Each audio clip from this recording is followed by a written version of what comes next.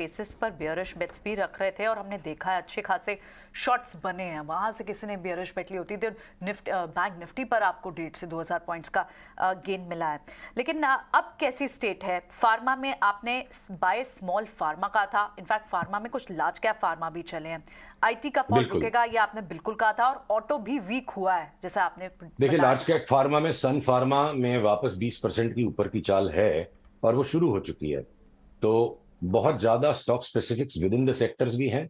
और घूम फिर के अगर मैं कोई भी पूरा एक सेक्टर खोजूं कि किसी एक सेक्टर को मैं पूरा बेच दूं, तो वैसा अभी एक भी सेक्टर नहीं दिख रहा है।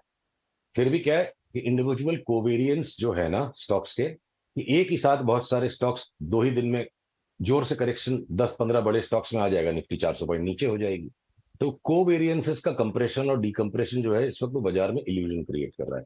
बाकी पूरा कोई सेक्टर बेच देने जैसा, एक भी सेक्टर अब शॉर्ट सेल करने जैसा फिलहाल नहीं लग रहा है। एक बार अच्छी खासी रैली, अब मान लीजिए मेटल्स है, मैं पूरे सेक्टर को बेच देने की बात करूं तो मेटल्स इंडेक्स में अडानी भी है। अब अडानी पोर्ट्स में और अडानी इंटरप्राइजेस में बड़ी तेजी वापस शुरू हो गई है। अगर मैं टाटा स्टील पे आऊं तो दोनों साइड कंफ्यूज करने वाली चार्ट है।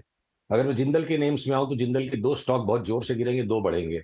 हिंडाल्को एक बार यहां से 25-30% बढ़ जाएगा। नाल्को में 6 महीने के व्यू से खाली लेके बैठूंगा, ट्रेडिंग नहीं करूंगा। तो बिल्कुल सारे के सारे, अगर मैं कहूं ना, जैसे ग्रहों ने सूर्य से इतना गुरुत्वाकर्षण छोड़ दिया है, वो अपनी अपनी धुरी में घूम रहे हैं और निफ्टी सिर्फ नॉइस क्रिएट कर रही है।